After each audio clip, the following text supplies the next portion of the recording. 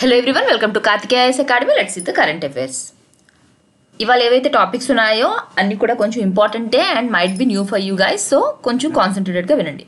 First topic is school students in India discover 18 new asteroid. Okay, school students discover చేయడం ఏంటి అంటే, ఇది NASA వాళ్ళు కండక్ట్ చేసిన ప్రోగ్రాంలో పార్ట్గా students also take part in that in such activities. Okay, అయితే మన ఇండియన్ స్టూడెంట్స్ ఎవరైతే ఉన్నారో వాళ్ళు 18 న్యూ ఆస్ట్రాయిడ్స్ని కనుక్కున్నారు, అంటే ఉన్నాయని చెప్పేసి డిస్కవర్ చేశారు. And this is the biggest discovery in India regarding to the asteroids. Okay, next topic is pixel India's delayed flight. ఇదేంటి అంటే, సండే రోజు ఏదైతే బ్రెజిల్ తాలూకా శాటిలైట్ని మనం పంపించామో అదే లాంచ్లోని మనం ఈ పిక్సెల్ది కూడా పంపించి ఉండాల్సింది, బట్ ఇట్ వాజ్ డిలేడ్. అంటే ఏంటి, ఆ రోజు లాంచ్లో ఇది వెళ్ళలేదు. ఎందుకు వెళ్ళలేదు, రీజన్ అనేది మనం ఈరోజు క్లాస్లో డిస్కస్ చేద్దాం.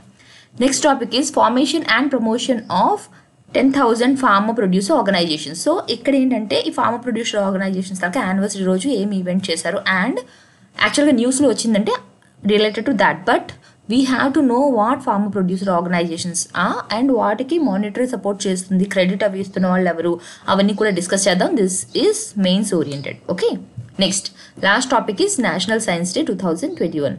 ఇది మనకి Feb 28ని సెలబ్రేట్ చేస్తారు. ఎందుకు సెలబ్రేట్ చేస్తారు, ఇంపార్టెన్స్ ఏంటి అన్నది మనం చూద్దాం. Okay, let's start with the first topic. School students in India discover 18 new asteroid. The international astronomical unit. Okay, మనకి ఏమైనా ప్లానెట్స్కి నేమ్ పెట్టడం అయినా, వాటిని మనం కనుక్కున్నవి ఓకే చేయడానికైనా అన్నింటికీ కూడా this is the body which has to give the green signal. Okay, the International Astronomical Union gives the names and designations to celestial bodies. Celestial bodies అంటే ఏంటి, any body which is in the space. అది చిన్న rock కానివ్వండి, ఒక planet కానివ్వండి, ఒక asteroid కానివ్వండి, ఏదైనా those are called celestial bodies. And వాటికి నేమ్స్ కానివ్వండి, డిజిగ్నేషన్స్ కానివ్వండి ఎవరిస్తారు. డిజిగ్నేషన్స్ అంటే ఏంటి, లైక్ ఇది ఆస్ట్రాయిడ్కి చెందుతుంది, ఇది ప్లానెట్ అవుతుంది, ఇది డ్వార్ఫ్ ప్లానెట్ అవుతుంది, అలా వాటిని డిజిగ్నేట్ చేసేది అవన్నీ కూడా ఎవరు, మనకి ఇవి IAU అంటే ఏంటి, international astronomical union. It has recently confirmed the discovery of 18 new asteroids. ఎవరు కనుక్కున్నారు అవి, by Indian students as part of a global science programme. Okay, next ఈ ప్రాజెక్ట్ని కండక్ట్ చేసింది ఎవరు.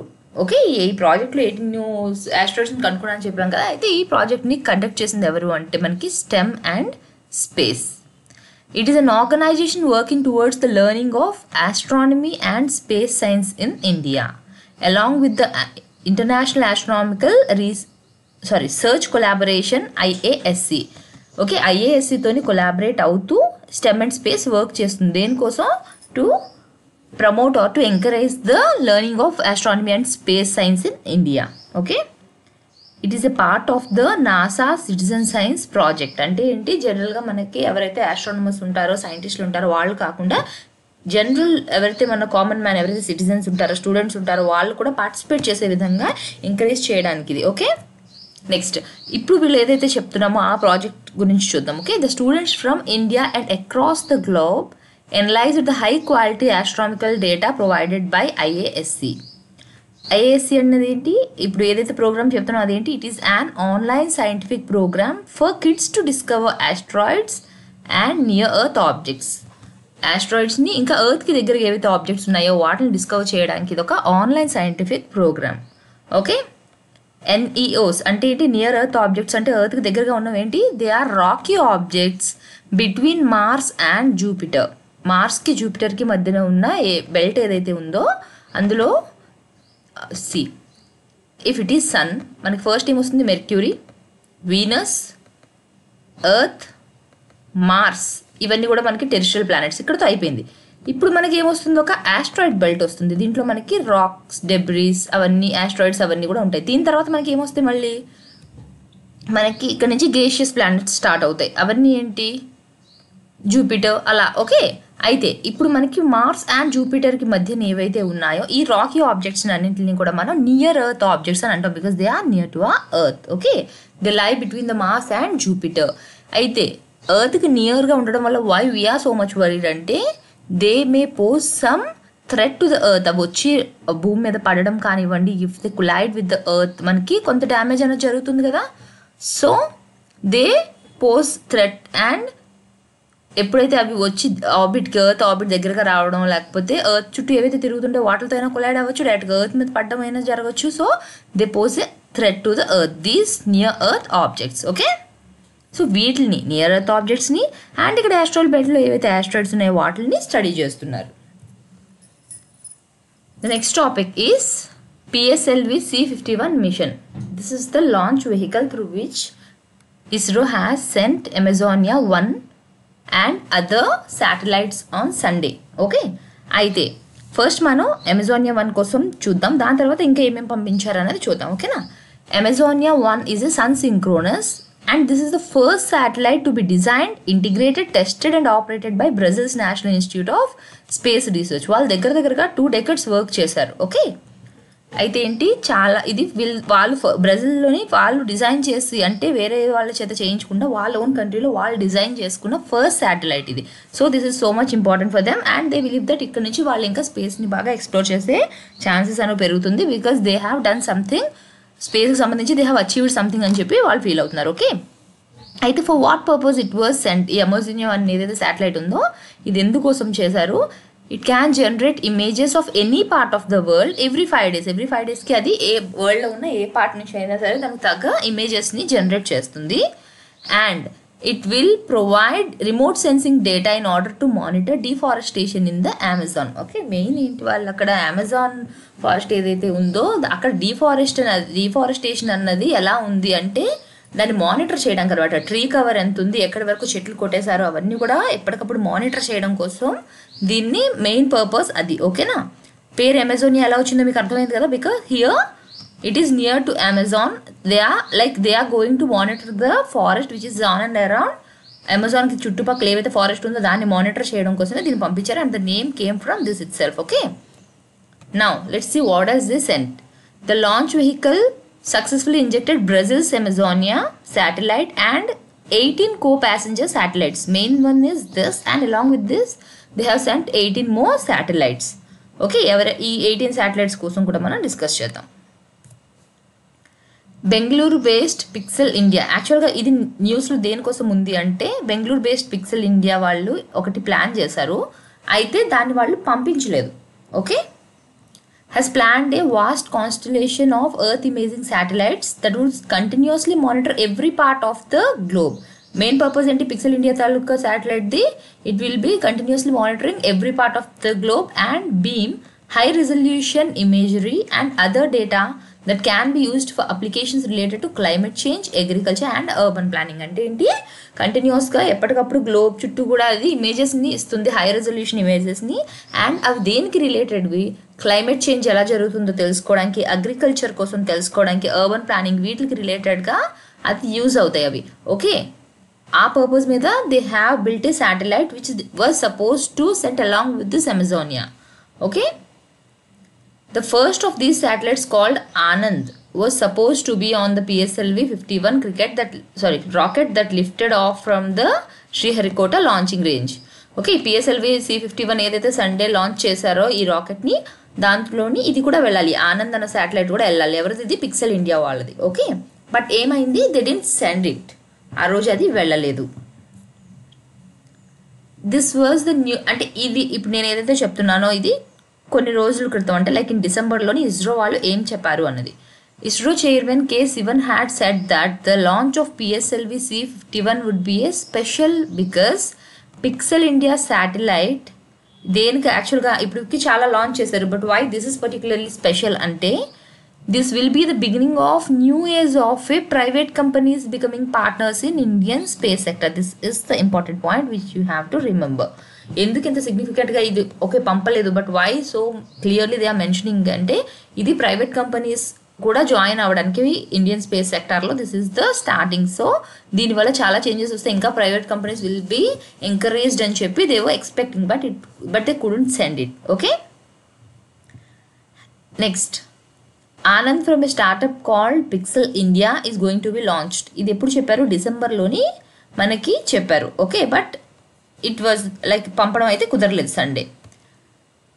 The main payload in Sunday's mission ఏంటి మనకి Amazonia 1 earth observation satellite ఇది పంపించారు, and first commercial venture for ISRO's 2-year-old marketing arm. First మనకి marketing arm ఏముండేది ఇస్రోకి, యాంట్రిక్స్ ఉండేది. బట్ ఇప్పుడు ఏముంది, new space India limited. Now this is the marketing arm of ISRO. First ఏది ఉండేది మనకి యాంట్రిక్స్. మార్కెటింగ్ ఆర్మ్ అంటే మనం ఏవైతే మనం వేరే కంట్రీస్ ఉంటాయి కదా, వాళ్ళకి ఏవైనా సరే హార్డ్వేర్ రిలేటెడ్ ఏమైనా ఉంటాయి కదా, వీటికి లాంచ్ మెషిన్ కావాల్సిన పార్ట్స్ కానివ్వండి, అవన్నీ కూడా సేల్ చేయడం, ఓకే, మార్కెటింగ్ చేయడం, సేల్ చేయడం, అదంతా కూడా ఎవరు ఏ వింగ్లో చూస్తారు, ఇదంతా కూడా యాంట్రిక్స్ వాళ్ళు చూసుకునేవారు అనమాట. Okay, but now it like కొన్ని ఏవైతే లిటిగేషన్స్ వచ్చాయో, కాంట్రవర్సీస్ వచ్చాయో, వాటి వల్ల నౌ అది ఏదైతే ఉందో దాన్ని ఆపేశారు. ఇప్పుడు ఏదైతే మన శాటిలైట్ ఉందో అది పంపించడానికి a wing, marketing a wing use చేశారు, New space India launch. Okay, now ఇది వరకు ఇది కూడా వర్క్ చేసింది. But this is the first commercial venture. Okay, New space India తాలూకా ఫస్ట్ కమర్షియల్ వెంచర్ ఏంటి అంటే ఈ అమెజానియా 1 శాటిలైట్. ఓకే, నెక్స్ట్ ఇవి కాకుండా ఇంకా 18 శాటిలైట్స్ ఏమేమి పంపించారు. 12 స్పేస్ బీస్ ఫ్రమ్ ద యుఎస్ వాళ్ళవి 12 స్పేస్ బీస్. A group of 3 satellites called UNISAT. ఈ యూనిసాట్ ఏవైతే ఉన్నాయో మన ఇండియన్వి, ఇవి ఎవరెవరు డెవలప్ చేశారంట. These are developed by the students of Jeppiaar institute of technology Sriperumbudur, GH Raisoni college of engineering Nagpur and Sri Shakti institute of engineering and technology Coimbatore.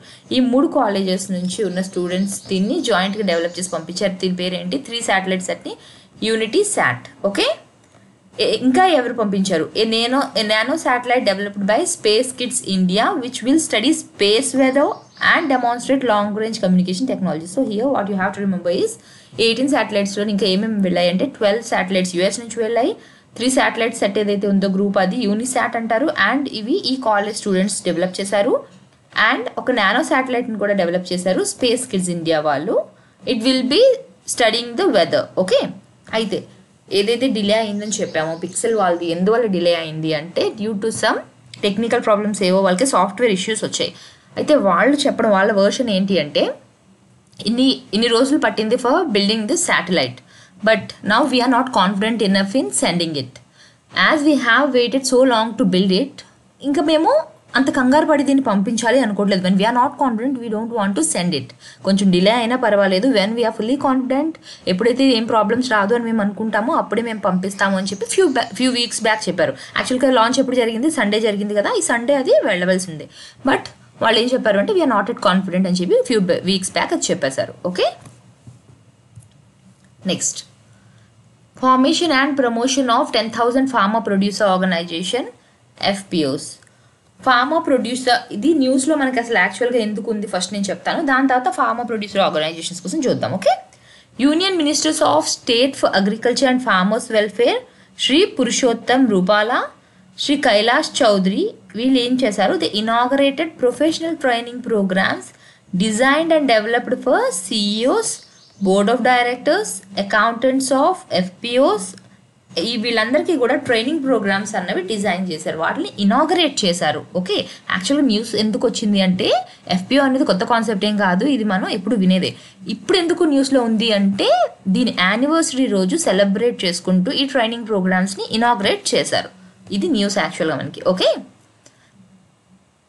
దేని తాలూకా anniversary of the central sector scheme title Formation and Promotion of 10,000 Farmer Producer Organization. This is the name of the scheme and దీని anniversary రోజు ఈ training ప్రోగ్రామ్స్ని inaugurate చేశారు. Okay, next ఈ scheme కోసం first చూద్దాం.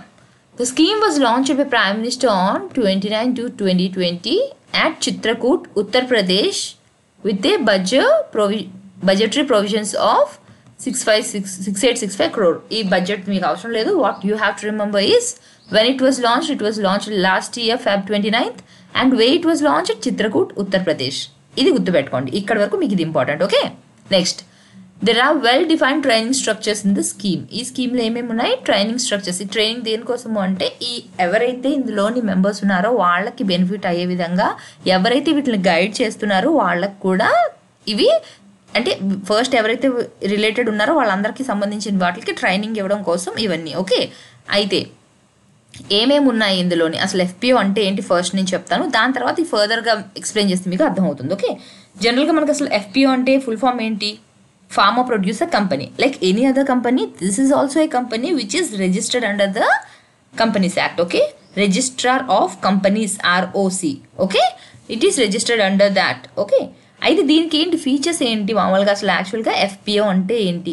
Okay, చాలా చోట్ల మనం ఈ ఎఫ్పిఓ అని వింటున్నాం కదా. అయితే ఎఫ్పిఓలోని ఏముంటుందంటే షేర్ హోల్డర్స్ ఎవరు ఉంటారు మెయిన్లీ అంటే నాట్ జస్ట్ ఓన్లీ నేను ఏం చెప్తున్నాను వాళ్ళే ఉంటారని కాదు, మెయిన్గా ఉండేది ఎవరు అంటే ఫార్మర్స్ కాకుండా మనకి ట్రేడర్స్ వీళ్ళందరూ కూడా ఉంటారు. ఇప్పుడు ఇది ఫార్మర్స్ గ్రూప్ అనుకుందాం, ఇది కంపెనీస్ అనుకుందాం. ఓకే, వీళ్ళ నుంచి వీళ్ళకి ఉన్న మీడియేటరీస్ ఏవైతే ఇంటర్మీడియటరీస్ ఉంటాయి కదా వాటిని తగ్గించడం కోసమే దీని మెయిన్ పర్పస్. అంటే ఏంటి, ఎప్పుడైతే మనకి లాజిస్టిక్ చైన్ ఏదైతే ఉందో అది ఎక్కువ పెద్దదైపోతుంది, మోర్ నెంబర్ ఆఫ్ ఇంటర్మీడియరీస్ ఉంటారో అప్పుడు ఏమవుతుంది, ఇక్కడ ఫైనల్ కన్జ్యూమర్కి లాస్ అవుతుంది, ప్రొడ్యూస్ చేసిన వాడికి లాస్ అవుతుంది. ఎందుకు, ప్రతి చోట కూడా రేట్ అనేది వేసుకుంటూ వెళ్తారు కాబట్టి. So if you cut the people between them, డైరెక్ట్గా ప్రొడ్యూసర్ అంటే ఎవరైతే ఫార్మర్స్ ఉన్నారో వాళ్ళని తీసుకొచ్చి మీరు కంపెనీస్ వాళ్ళకి లింక్ చేసేస్తే ఏమవుతుంది, మధ్యలో ఇంటర్మీడియరీస్ ఉంటారు కాబట్టి the farmer will get a fair deal and the one who is buying will get at a less price. So ఇద్దరు బెనిఫిట్ అవడం కోసం ఇది చైన్ ఏదైతే వీళ్ళ మధ్యన ఉందో దాన్ని తగ్గించడం కోసం ఇవన్నీ. ఓకే, నెక్స్ట్ ఎవరెవరు ఉంటారని చెప్పాను, ఎఫ్పిఎస్లో మెయిన్గా మనకి ఫార్మర్స్ ఉంటారు. వీళ్ళ షేర్ క్యాపిటల్ ఏదైతే ఉంటుందో ఆ మెంబర్స్ అందరూ కూడా కంట్రిబ్యూట్ చేసుకుంటారు. లైక్ ఇప్పుడు ఇది ఒక ఫార్మర్ గ్రూప్ అనుకుందాం, ఇందులోని ఒక 10 మెంబర్స్ ఫార్మర్స్ ఉన్నారు. ఓకే, అయితే ఏంటి, ఇప్పుడు ఏదైతే షేర్ ఉంటుందో ఈ 10 మెంబర్సే దాన్ని కంట్రిబ్యూట్ చేయాలి, వచ్చిన దాన్ని కూడా ఈ 10 మెంబర్సే మళ్ళీ షేర్ చేసుకుంటారు. ఓకే, అయితే జనరల్గా ఎవరు ఉంటారు, ఈ 10 మెంబర్స్ ఎవరైతే ఉంటారో వాళ్ళు ఎవరు ఉంటారు, ఎక్కడ ఒక్క స్టేట్లో ఒక స్టేట్లో వాళ్ళు కలిపి ఫామ్ అవుతారో? నో, జనరల్గా ఏంటి అంటే ఈ ఒకే జియోగ్రఫికల్ ఏరియాలో దగ్గరగా ఎవరైతే ఉంటారో they will be farming as a group. అంటే చూడండి, ఒక విలేజ్లో కానివ్వండి, ఒక డిస్ట్రిక్ట్లో కానివ్వండి, ఎవరైతే దగ్గరగా ఇప్పుడు ఇక్కడ ఒక 10 విలేజెస్ ఉన్నాయి. ఓకే, పక్క 10 విలేజెస్ ఉన్నాయి. సో ఈ 10 విలేజెస్లో ఒకే రకమైన పంట పండించే వాళ్ళు ఎవరు ఉన్నారో వాళ్ళందరూ కలిపి ఒక గ్రూప్గా ఫామ్ అవుతారనమాట. జనరల్గా చెప్తున్నాను, అంటే ఓన్లీ ఒక్క పంట అని కాదు, జనరల్గా ఇలా ఫామ్ అయ్యేది ఎవరు అంటే ఎవరైతే సేమ్ ఒకటే పంట పండిస్తారో వాళ్ళే ఒక గ్రూప్గా వీళ్ళు ఫామ్ అవుతారు. ఓకే, దీనివల్ల ఇలాగా అగ్రిగేట్గా చేస్తే ప్రొడ్యూస్ అన్నది బెటర్గా వస్తుంది అని చెప్పి. ఓకే, ఇది ఇంకొకటి ఏంటి అంటే మనకి నెక్స్ట్ పాయింట్స్లో కూడా వస్తుంది, నేను చెప్తాను. ఏ గోల్తో ఇది అచీవ్ చేయాలని చూస్తున్నారు అంటే 1 district 1 crop అంటే ఏంటి, like say this is a district, ఇందులో 10 విలేజెస్ ఉన్నాయి, 10 విలేజెస్లోని గ్రౌండ్ నట్స్ పండిస్తున్నారు. సో ఈ గ్రౌండ్ నట్స్ పండించే వాళ్ళు ఒక 10 ఫార్మర్స్ ఉంటే 10 ఫార్మర్స్ విల్ బీ లైక్ కలిపి ఒక గ్రూప్గా ఫామ్ అయ్యారు. So here 1 district and 1 crop is groundnut కలిపి ఒకటిగా ఫామ్ అయ్యి వాళ్ళు ప్రొడ్యూస్ చేసుకుంటున్నారు. ఓకే, నెక్స్ట్ దీనికి ఇంకొకటి ఏంటి అంటే బిజినెస్ ప్రాక్టీసెస్ ఏవైతే ఉంటాయో వాటిని బెటర్ చేయడం కోసం బార్గెనింగ్ పవర్. ఇప్పుడు నువ్వు ఒక్కడివే ఉన్నావు, నీ దగ్గర ఒక కంపెనీ వచ్చి కొనుక్కుంటుంది. ఓకే, ఏమవుతుంది, ఇదర్ క్రాప్ లాస్ అయిపోతామన్న భయంతో అయినా తక్కువ రేట్కి ఇచ్చేయాలి, or without knowing the knowledge like market ఏంటి నాలెడ్జ్ తెలియకైనా నువ్వు తక్కువ రేట్కి అమ్మొచ్చు. Either way you will be at loss.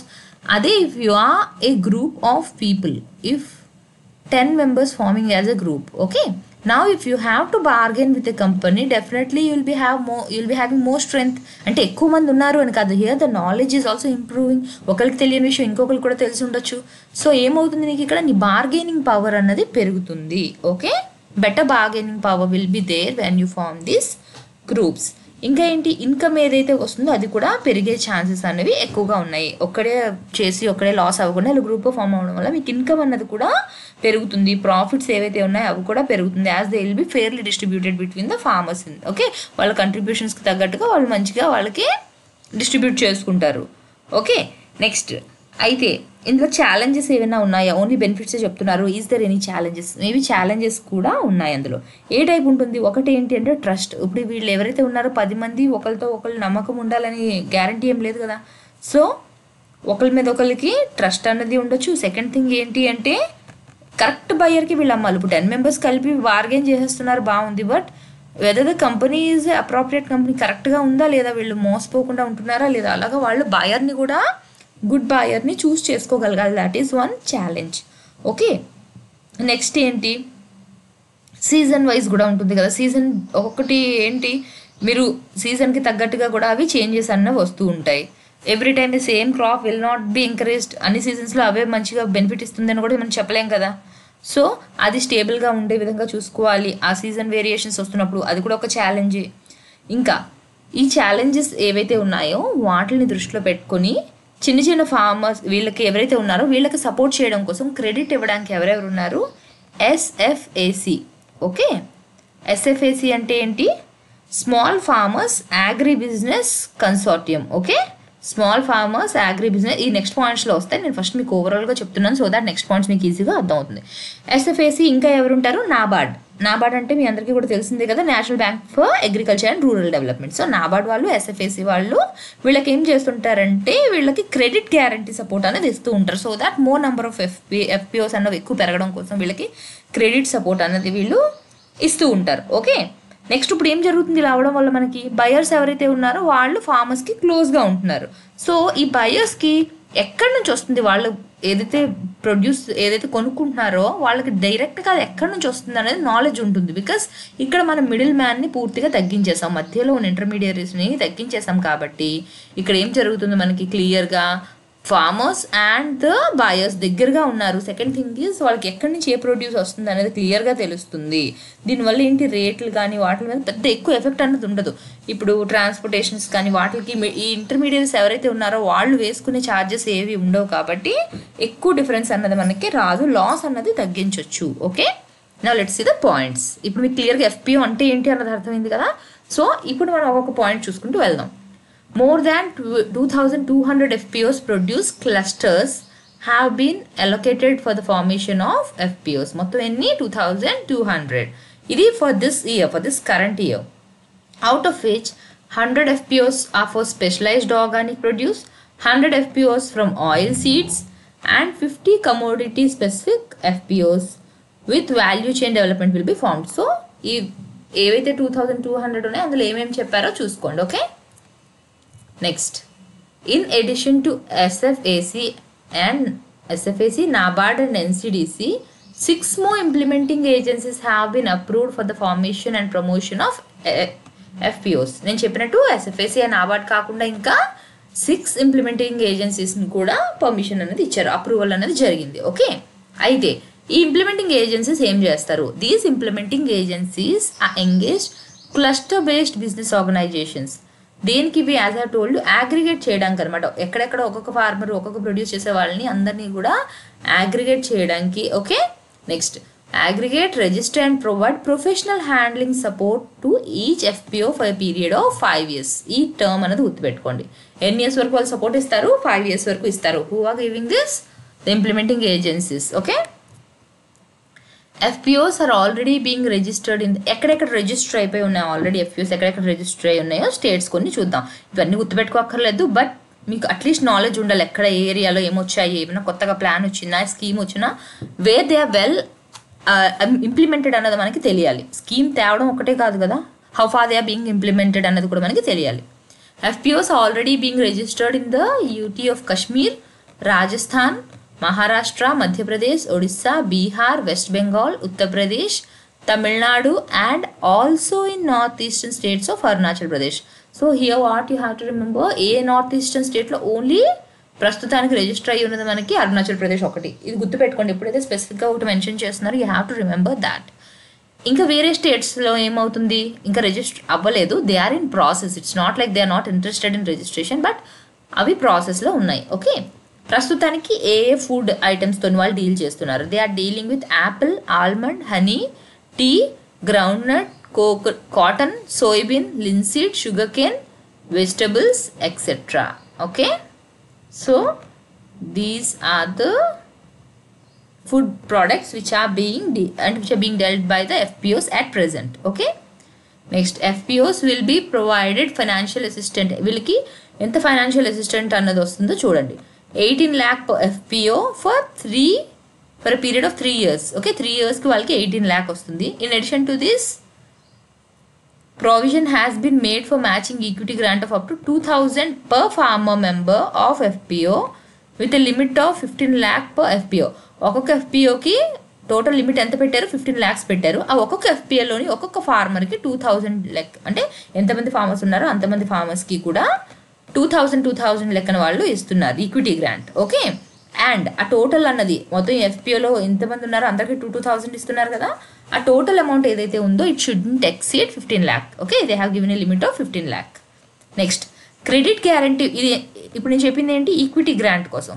అయితే క్రెడిట్ గ్యారంటీ ఫెసిలిటీ ఏదైతే ఉందో అది ఎంతవరకు ఇస్తున్నారు, 2 crores of project loan per FPO. ఒక్కొక్క ఎఫ్పిఓకి 2 crores ఇస్తున్నారు ఫర్ ద ప్రాజెక్ట్ ఏదైతే లోన్ అంటే క్రెడిట్ ఇది which they have to give back, ఇది రిటర్న్ చేయాలి వాళ్ళు. Okay, from the eligible lending institutions to ensure institutional credit accessibility to FPOs. వీళ్ళకి loans అవి తెచ్చుకున్నప్పుడు బయట నుంచి బారో చేసుకోకుండా వాళ్ళకి ప్రాబ్లం లేకుండా లోన్ అనేది ప్రొవైడ్ చేస్తున్నారు. ఎలాగా, ఒక్కొక్క ఎఫ్పిఓకి 2 crores లెక్కన. Okay, next at the national level, National Project Management Agency as a professional organization has been engaged for providing overall project guidance. అంటే ఏంటి, ఇప్పుడు మనం అది ఒక్కొక్క ఎఫ్పిఓ ఒక్కొక్క విలేజ్లో డిస్ట్రిక్ట్లో చూసాం. ఇప్పుడు నేషనల్ లెవెల్లోని నేషనల్ ప్రాజెక్ట్ మేనేజ్మెంట్ ఏజెన్సీ అన్నది ఉంది.